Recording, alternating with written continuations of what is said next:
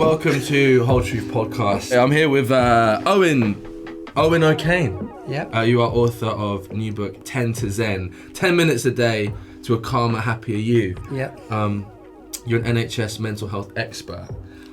So I think just from that introduction, I coming on a podcast as discussing mental health. Yeah. You're pretty well qualified, I'd say. No pressure, NHS mental health expert. Yeah.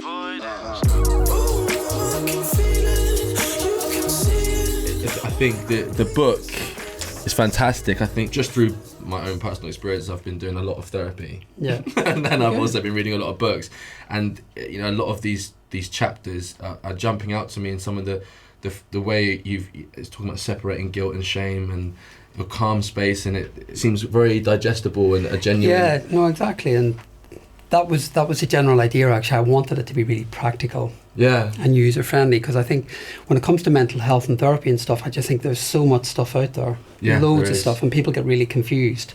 And when I decided to write the book, what I wanted to do was kind of give people something that they could use practically every day. 10 minutes is nothing really. Somebody was talking earlier about meditating for an hour every day, and most people struggle with that. Yeah. You know, getting an hour into a day, whereas I think 10 minutes people can do. Totally. Which was kind of the idea behind the book. And I didn't want it to be too fluffy. I didn't want it to be over academic. I just wanted it to be, regardless of who you are, you'd pick it up and there'd be hopefully something in there that would resonate and help. 10 minutes. I mean, I've been diagnosed with ADHD twice. I don't know if I believe necessarily in labels like that or whatever. Yeah. It'd be interesting to find out what you think about that. But concentration and routine is something that I genuinely struggle with. 10 minutes does seem achievable to me. To find 10 minutes. Yeah, it does. Well, I mean, I use it every day, and if I don't use it every day, the quality of my day differs considerably. Amazing. In fact, the other day I was rushing out. I was crazy the other day. My dog's poorly at the minute, and I was running around doing stuff, and I didn't do it, and I really noticed a difference. Yeah. Like a proper difference in my day. I was grumpy and just a bit more irritated, and stuff was really winding me up. I was driving around, I was conscious people kept cutting me out, and normally I'm fairly chilled about stuff, but on the day I didn't use it, I really was bothered by stuff. Totally. I get that, yeah. And I think that's part of the thing. Most of the time our minds are just on autopilot, you know what I mean? It's just, there's a million thoughts going. Have you done it today? One time. Yeah, I did, Feel this good? morning. Yeah, I do, yeah. We have a thing with a whole hour Yeah. where we kind of encourage people to spend an hour of the day kind of out of the virtual reality that we live in. Out of the world. Yeah, and we kind of encourage stuff like any kind of a physical activity or something just to check in with yourself, and even just picking the book up. Then one of the first few chapters, it mentions checking in, or you actually probably one of the first few pages. It is, yeah. It's a kind of, well, it's the first step of the book, so the book's laid out really clearly, as you know. So it's kind of step by step. What do you do in the 10 minutes? And when I was kind of devising it, I think checking in sounds like a really stupid thing. No, I like to encourage people to do, but you know. I meet you today, and the first thing you say, "How are you doing?" And you know, I ask you how you're doing. But often we go through the day and we haven't got a clue how we are. Yeah. You know, we're not checking in. We don't know what's going on.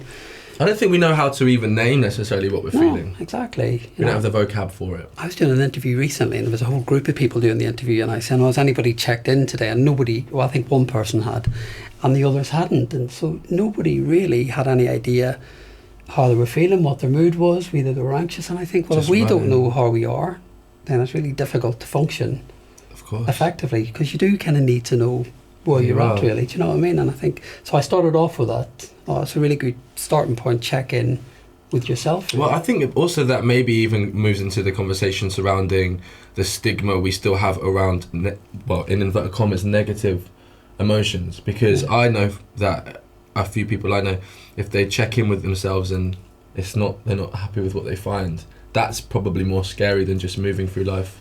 It's a good point, actually. I think a lot of people really struggle with that, because even that whole thing about the fact that we name them negative and positive emotions always really interests me, because they're human emotions. And just the minute we start calling them positive emotions, then we think they're the ones that we want. I want to be happy, I want to be peaceful, I want to be excited. But then when the other stuff comes in, anger, sadness, fear, we kind of almost try and push it away. Yeah, and it's like that's like the worst thing you can do. Of course it is, because the more you push something away, the more you push something down.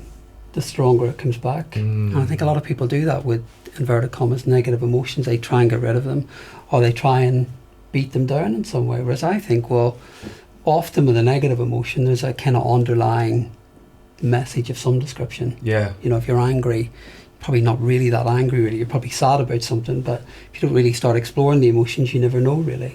100%. That's my take. Why did you get into psychotherapy? It's a good question. Was there a moment? There was actually. I started off, so my background split. I started off, I trained to be a nurse originally, so half of my career was medical, worked with people who were terminally ill most of the time. And what was the birth of that? That's a big... I did it. You're a hero, mate. I know, it was a bizarre transition because at the start of my career I worked in accident and emergency, so it was kind of fast paced, really quick. But why, mate? I'm trying to get to the... why did I do it? There's a load of people I know who are born, grow up, and not one point they go, I know what I want to do. I literally want to save people's lives. That's like an incredible calling. What? I don't know. I grew up in Belfast, so that was an interest, and I'll talk about that probably later. But I mean, that was an interesting place to grow up, and I grew up in the Troubles. So it was kind of all violent and bombs and stuff, and so I kind of got really curious about people and anxiety and all of that stuff. And when I look back, I remember thinking, will I be a therapist? And then I thought, that's probably a bit heavy. What will I end up doing? So bizarrely, I grew up an Irish Catholic, so I went off to train to be a priest for a couple of years and lived in a monastery, which sounds like the oddest thing in the world, but it was probably the most interesting 3 years of my life. Did you get their outfit? Yeah, well, at some get the black ceremonies they put you in some stuff. I don't know how it works. But you go off to uni and stuff, and you do a degree and you do lots of training and different things. And 3 years in, I thought, celibacy, right? Living in a monastery the rest of my life. And I was young. I was like 19 when I joined, so I thought, is that celibacy real for real? Oh yeah, it was proper. What? No masturbation, nothing. It's hardcore. It's kind of. Is it? Yeah. Well, it's the rule of the Catholic Church. So well, sometimes I worry that Dalai Lama's genuinely done that. And he's never ever pleasured himself, and that's why he's so happy. That's what I'm confused by. I think there's a point where you go, he's actually just not, because you get a bit stressed in it if you know what you're missing. I tell you what, I suggest you get him in for the next podcast. I'd love to get Dalai Lama in. Imagine how legendary that would be. No, I do actually. I understand the concept behind it. I think there is a sacredity to the sexual experience. Is that the right word? Sacred. The sacredness. Sacredness. Sacredity. I made that up as well. Don't know how we've got here. But anyway, I suppose it's relevant. Carry on. So you trained as a priest. I started off. I didn't get ordained, but I did 3 years of it. And then when I left, it was pretty clear cut. I thought I wanted to work with people. I'd spent time in a hospice, and I thought I'm going to go and train to be a nurse. Did that, qualified, ended up doing A&E almost by accident, but I landed a job, did that, really fast paced, really good fun, enjoyed it. But then you burn out quite quickly. It's intense. You're seeing a lot of really heavy stuff a lot of the time. Oh. But then I thought, I kind of want to stay in an area, but I wasn't sure what area. And then I thought, I'm going to go into terminal care, so work with people who are terminally ill. And I did that for about 7-8 years. Whoa. And loved it, actually. I mean, it sounds quite heavy, but it wasn't at all, actually. It was probably the best part of my career. I really enjoyed it. I find it quite intriguing, that acceptance or that understanding that life's to pass. Whenever I've briefly been involved in, I suppose, gender politics to an extent, and I'm kind of fascinated by specifically the male relationship with emotion because of the environment you're brought up in and whatever else. And one of the things I looked into was deathbed regrets. Yeah. Because I was just intrigued, because sometimes you're encouraged to live a particular lifestyle or idea, and it's very, some of it is very material. And so I looked up, and it clarified what I thought. A lot of people were like, I wish I'd just slowed down a bit. Well, it's one of the chapters in the book is talking about less. I thought when I did this book, I thought, well, I can't leave out that part of my career. All these lessons that you learn and all this kind of, you're with people every day as they're facing their mortality, and there was like every day you would come away with something new, or a new awareness, or what I thought was a problem in my life. Suddenly you go home and you think, actually, my problems are really quite small comparatively. But I think as well, there was just something about people when they're dying, not everyone, but a lot of people have a wisdom that we don't have, because suddenly everything's fast forwarded. So they will make decisions and take more risk and worry less about stuff. And so in terms of doing that work, you were kind of helping people with pain management and all the usual stuff. But the one thing I didn't feel equipped to do was the psychological stuff. So I'd end up having really difficult conversations with people, and I would manage them. But I remember getting to the point where thinking, I don't feel skilled enough to manage the more complex conversations, and that then motivated me to go off and train to be a psychotherapist.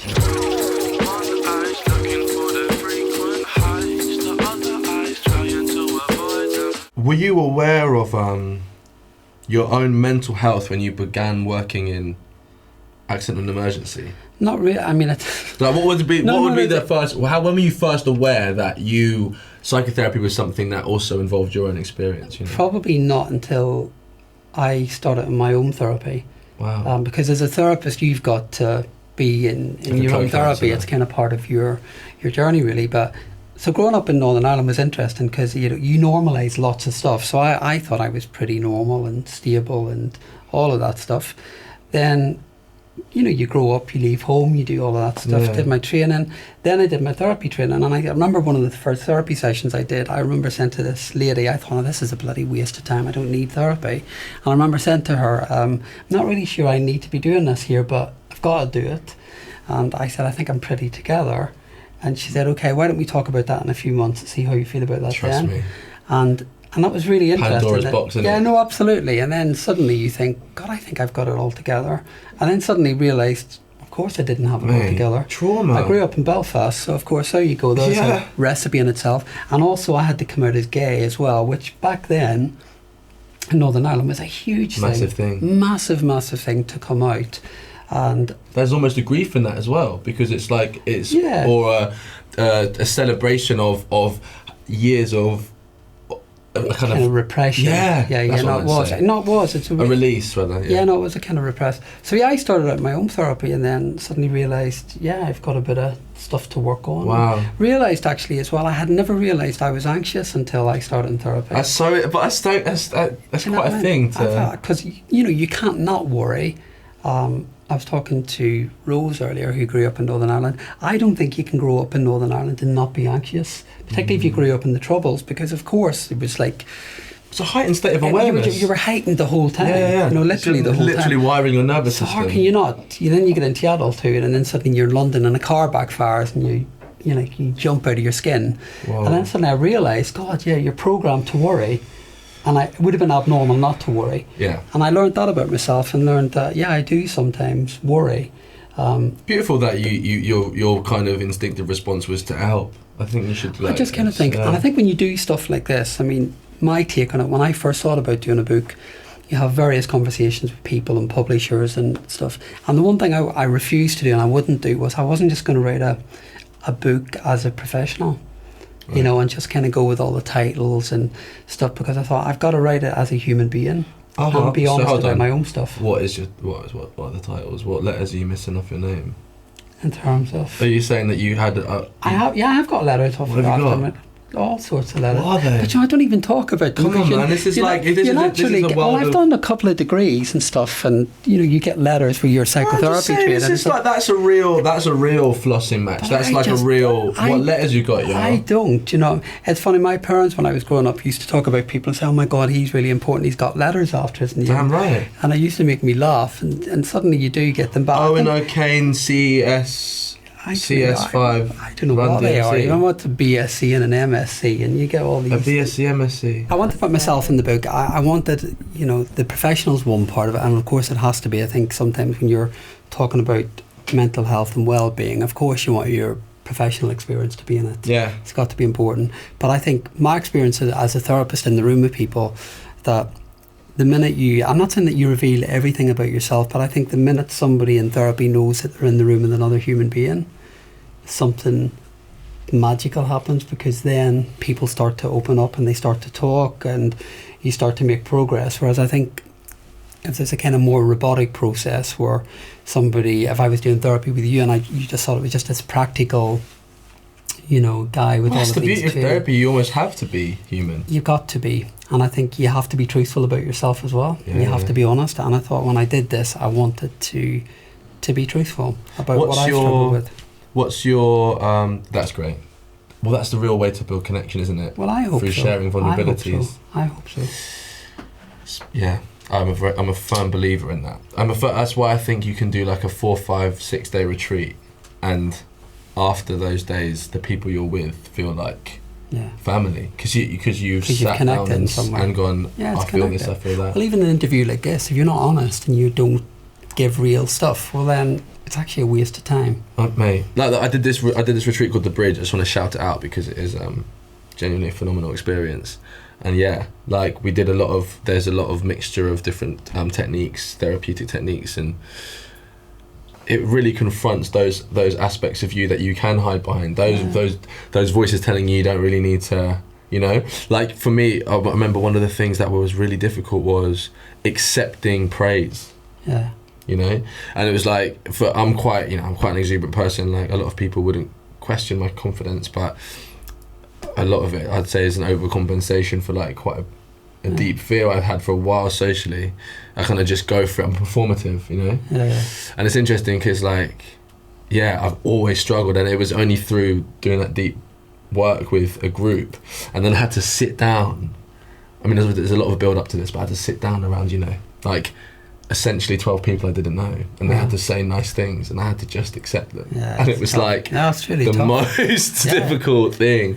So knowing that you're in front of someone who you can consciously trust rather than unconsciously, it took me ages with my therapist to kind of build that trust up. Well, because it was like a lot of my issues around, I think as with everyone, it's very, very parental, you know. And I think there were occasions where I would be unconsciously battling against a defense mechanism I'd established as a child, but it was coming between me and my therapist, and I spent a lot of time having to remind myself that breaking it down. I think it's similar as well when you do a book and stuff, and people start reading the book.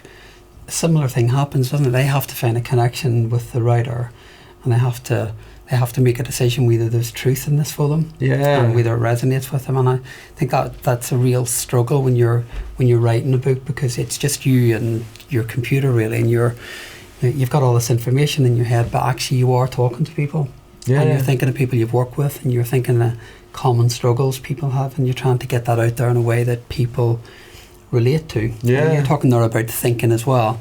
You know, lots of people do have these really negative thought patterns, or negative view in themselves, either self-critical or self-judgmental or self-deprecating. And I see that every day of the week, and I think if you don't tackle that, then you're just kind of battling yourself the whole time. So it's kind of one of the things that I included about helping people to manage that part of them, because often we buy into the stuff. The intrusive thoughts. You're not even the intrusive, but the kind of automated thoughts. You know, the automated kind especially in London. Almost being maximising yourself, I think, is I'm not sure if it's ever been celebrated as like a British. Like one of the things that shocked me most when I went to America was how optimistic people were. You know what I mean? I feel like in Britain it's almost like the offspring of there being a championing of humility. You know what I mean? I think at one point we actually really cherished the humility in a person. It was seen as a very respected value, whereas now I think it's kind of like mutated into a space where people are not even acknowledging. Do you know what I'm trying to say? No, I do. When it's like playing it down, now people are just like not even giving themselves space to just be like. I mean, to enjoy the little wins they have, you know what I mean? You're allowed to go like, oh mate, I'd actually had a great I did day. well in that though. Well, that's classic in Irish culture actually. I mean, you don't celebrate very much. Well, you do, but you kind of don't. If something good happens and you're talking about it, that could be seen as bragging or showing off. Yeah, for real. And it's kind of, well, certainly the culture I was brought up in, it was about like, you know, you kept things a bit private, and you don't want to be a show off or seem to be getting too big for yourself or any of this kind of stuff. And I think you're right. I think American culture is different, whereas here we tend to, which is also flawed, of course, in many respects. But I think that particularly was like quite a.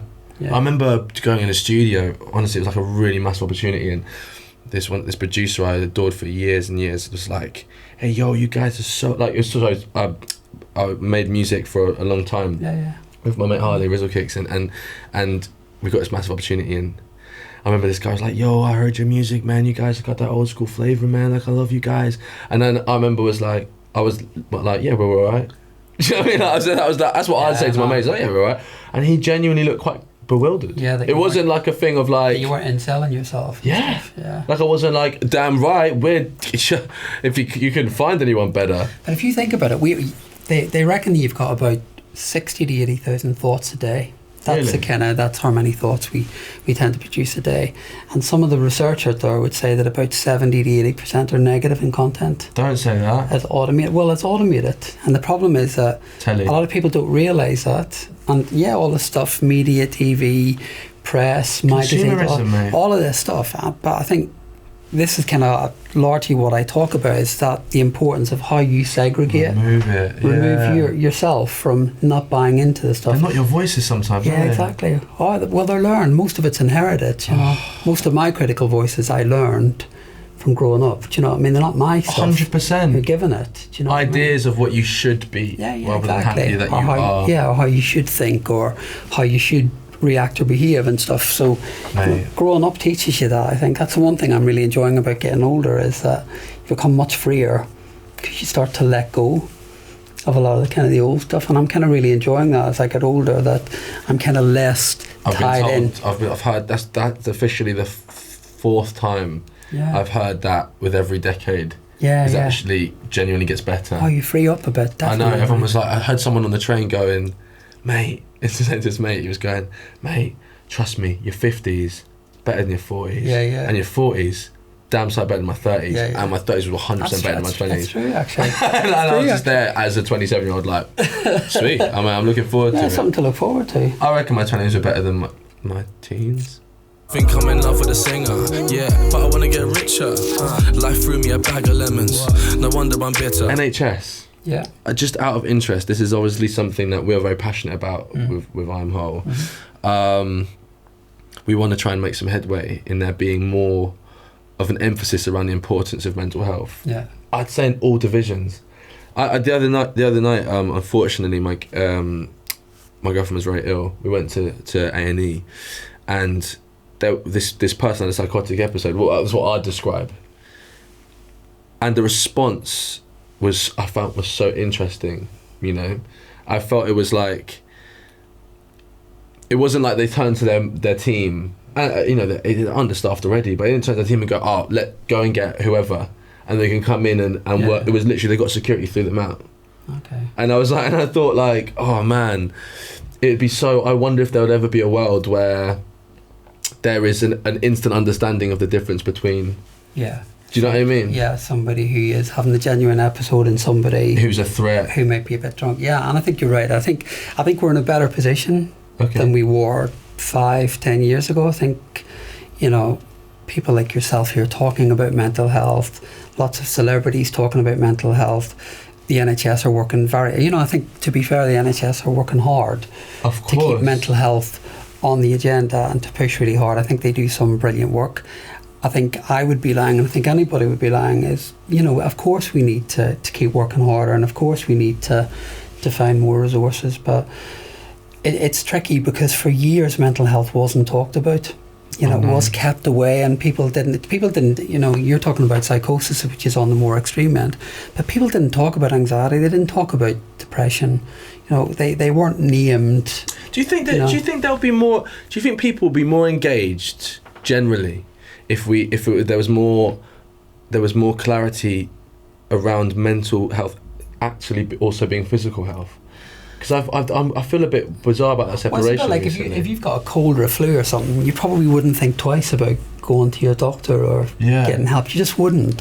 Whereas actually, if you're feeling a bit depressed or a bit anxious or it's very physical obsession, well, of course it is. They all overlap. You know, you can't differentiate between physical and mental health. They all impact on each other.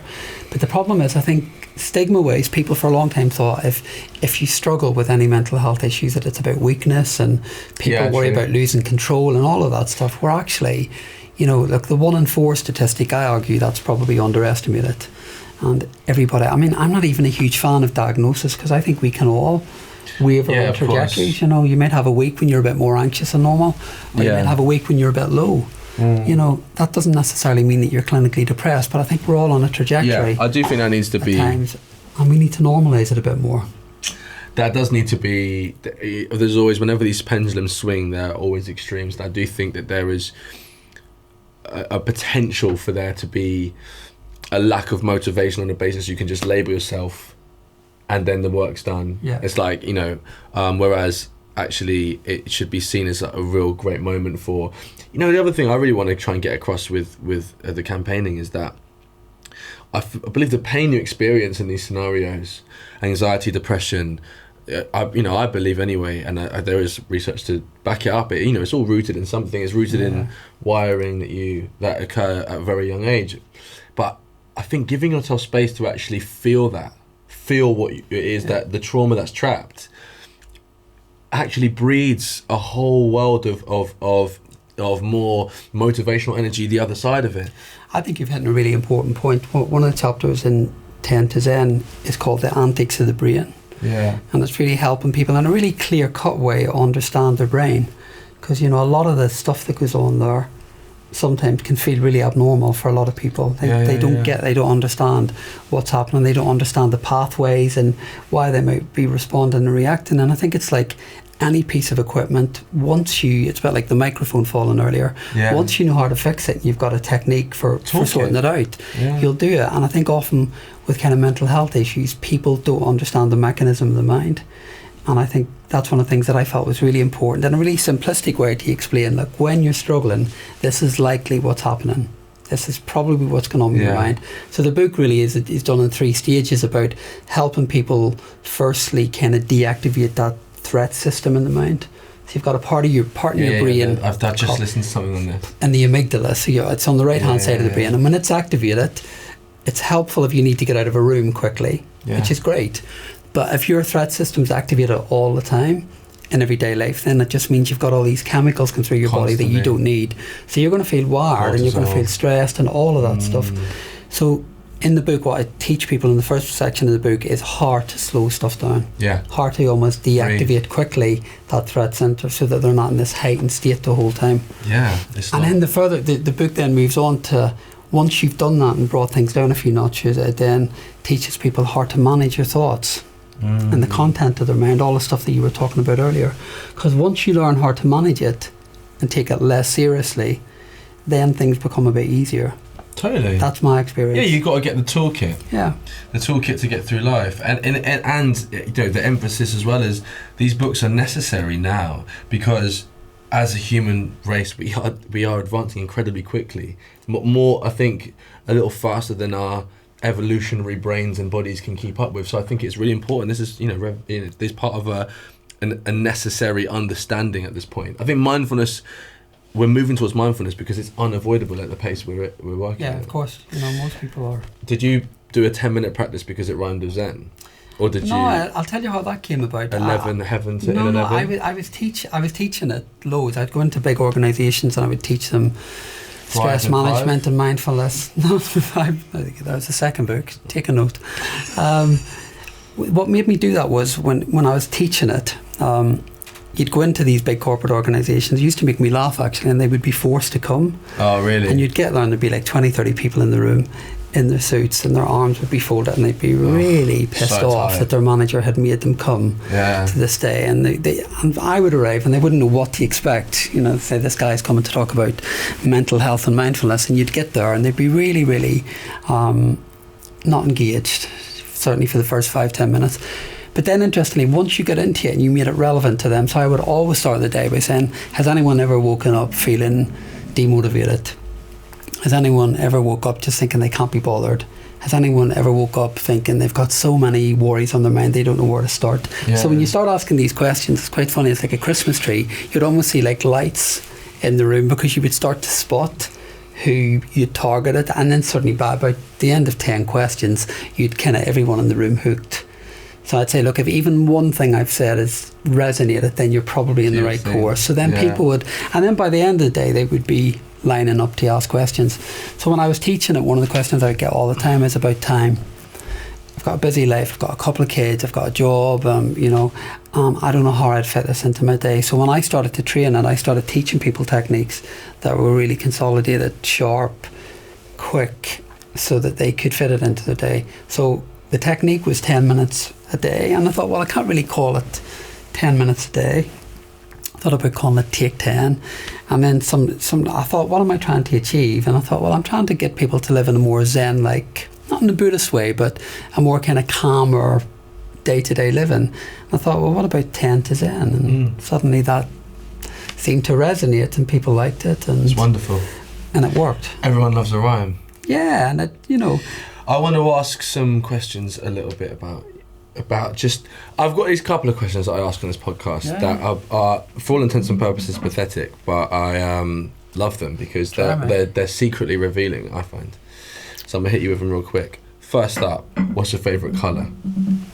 Red. Oh, that was quick. Yeah. Why?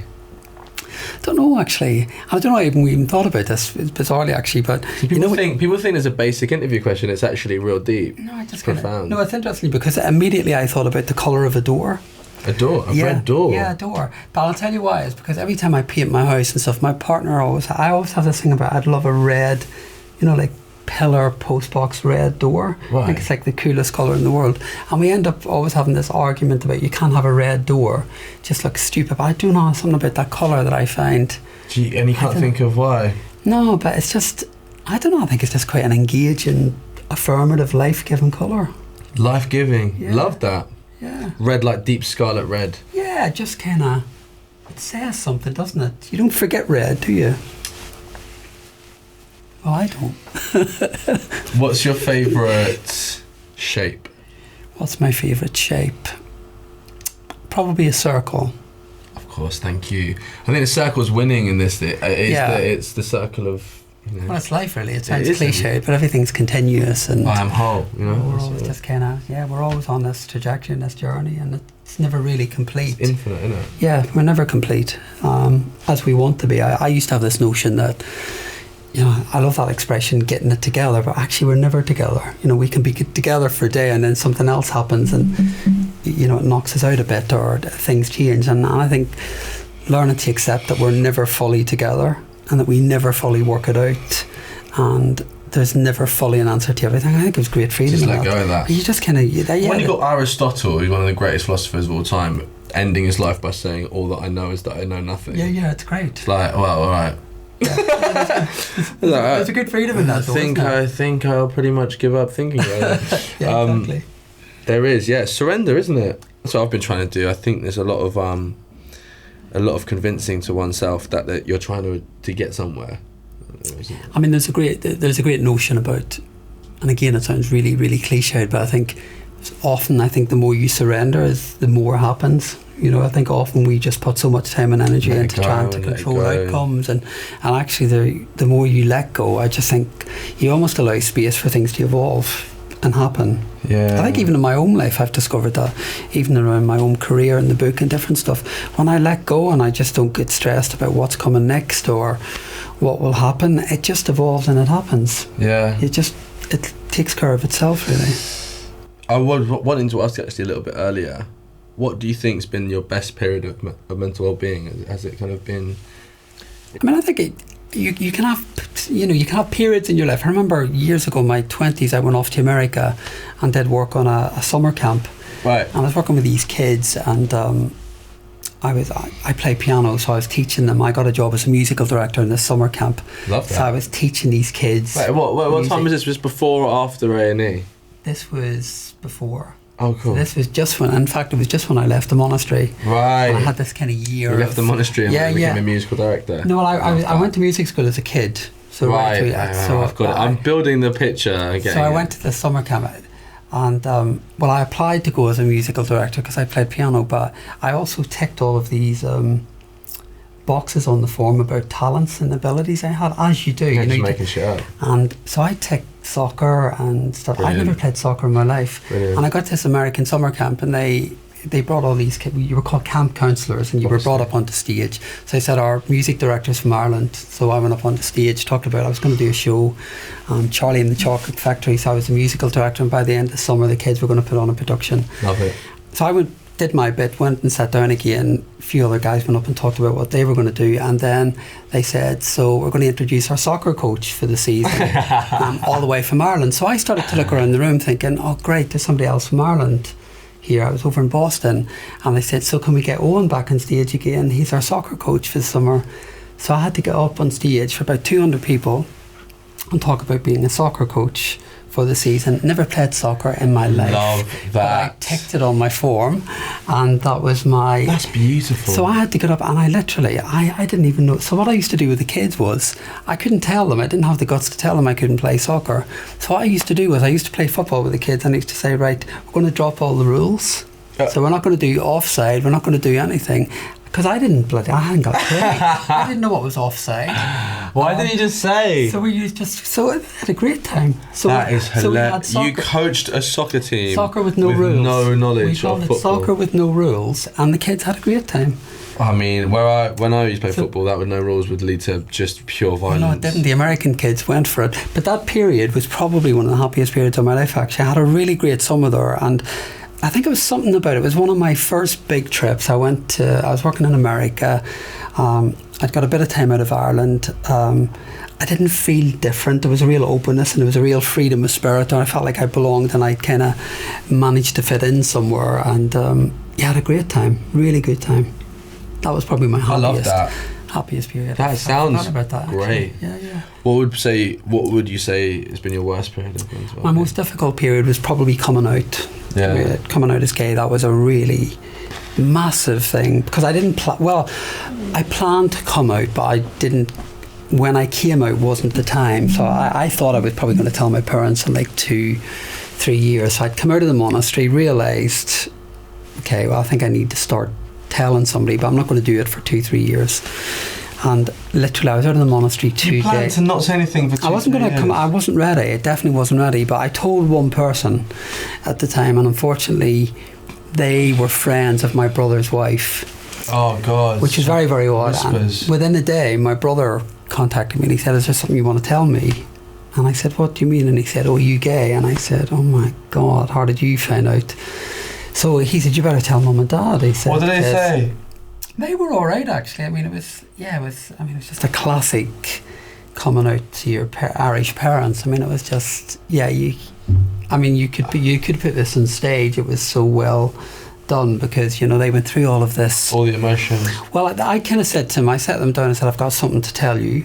And my mum went through this list of, have you got someone pregnant?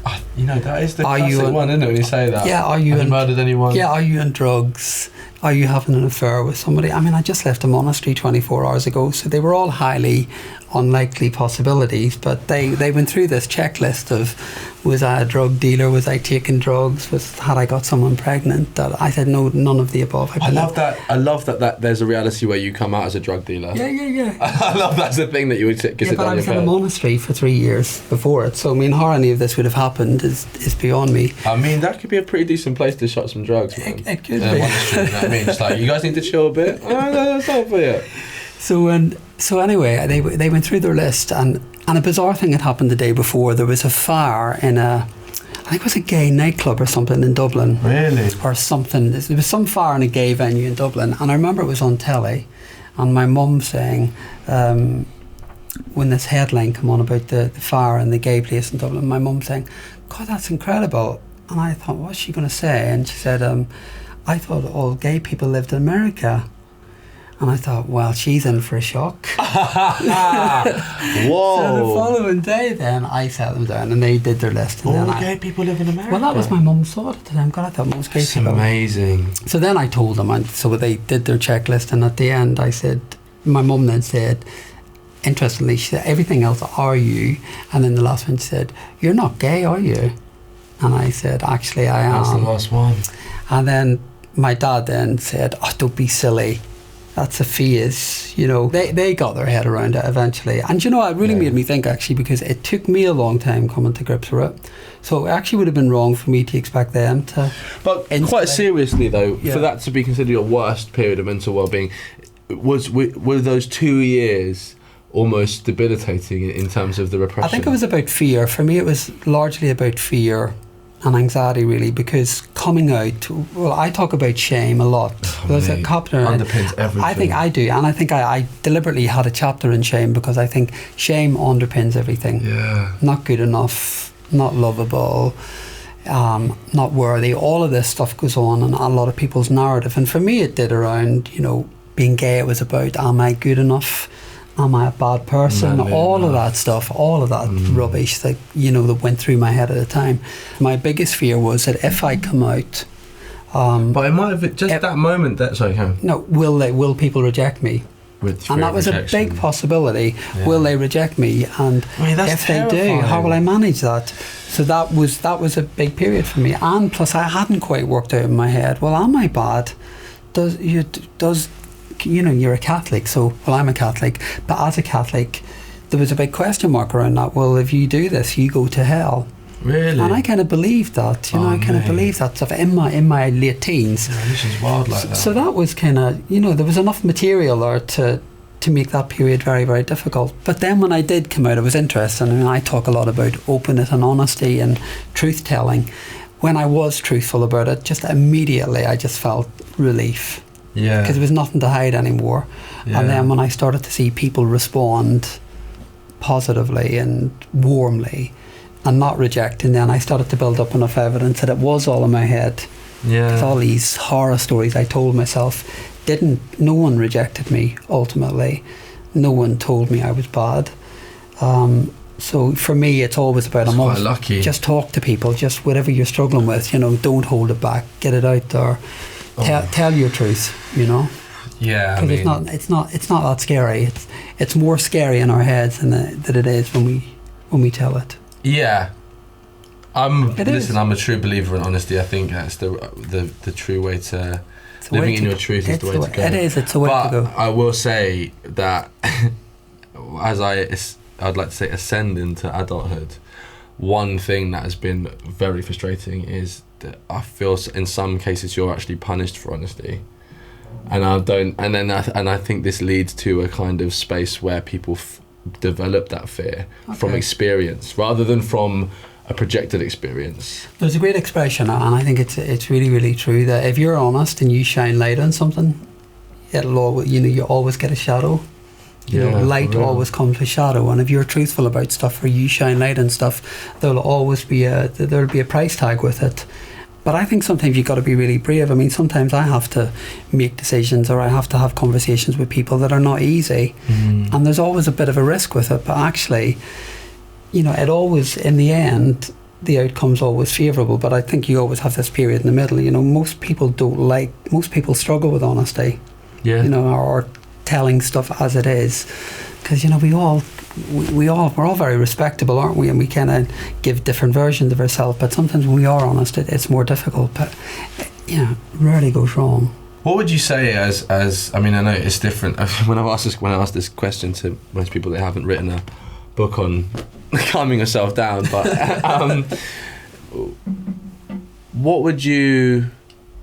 Yeah, you've just answered it. Really, I was going to ask what kind of advice you would offer to a young person going through the phases and their these kind of stages of understanding themselves. You know, if there's like one simple piece of advice other than buy a book. Rather than buy the book, I'm not going to do a hard plug in the book. I think for young people and particularly struggling. I mean, the statistics for young people is you know, it's scary, and I do think, you know, with things as they are at the minute, with kind of social media, press, TV, you know, Brexit, you know, everywhere's uncertainty. If you look at a textbook definition of anxiety, it's an intolerance of uncertainty. So it's really difficult not to be anxious because we've got uncertainty everywhere. You know, there's a lot. So that's the kind of external stuff. We live in a world where there's a load of, you know, difficult stuff going on and a lot of uncertainty. And managing that is difficult, but it is doable. But I think the bigger battles go on internally. And I think most of that is about when you don't kind of walk comfortably in your own shoes in life. So when you kind of start to be what you think other people want you to be, or you start living your life based on other people's values or their truths, whatever, it's just a really uncomfortable way to live.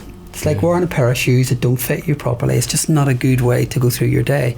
And I think, it's about living, it's about living your life in a way that's right for you. Accepting yourself, whatever that is, because, everyone, I don't know anybody who doesn't carry stuff that they're not comfortable with. Every human being's struggling with something. And I think learning to just accept that, and rather than see difference, this is particularly for people who do see themselves as different in any way, regardless, whether that be colour, sexuality, race, religion, it doesn't matter. Your difference doesn't have to, your difference can enrich your life. It doesn't have to be a negative influence in your life. It doesn't have to define who you are. And I think a lot of people don't see that with difference. They often play it out a different way. They become almost victimised by it rather than see it as something worth celebrating. It took me a long time to learn that. It was kind of well into my early 30s before I learned that actually my difference set me apart and it was worth celebrating. It wasn't something I had to be ashamed of. If I agree to fool myself, believe and undermine it with some greed and more. When I was in my early 20s, they had a gay pride in Belfast and there was about 50 people at it. Now there's about 50,000 people go to it, and that was only 20 years ago. But I watched it from a side street, in Belfast, because I was terrified that I would be spotted. Terrified. But I was terrified that I'd be spotted as different. Being blendy ain't trendy. Absolutely. You probably said that a lot better than I ever would have, but yeah, sounds much better coming from you. Well, look, it's been an absolute pleasure having you on the podcast, mate. Thank you. It is always good to have a professional. You know what the best thing is having you come on from a space of having written the book, but actually finding out the reasons as to why the journey that's led you to this point, and thank you. An advocate of truth on the Whole Truth podcast. Bad boy. Appreciate it. Thanks for having me. Love. Thank you. You're right, everyone. Really appreciate you listening. So make sure that you subscribe on iTunes, Spotify, and Acast.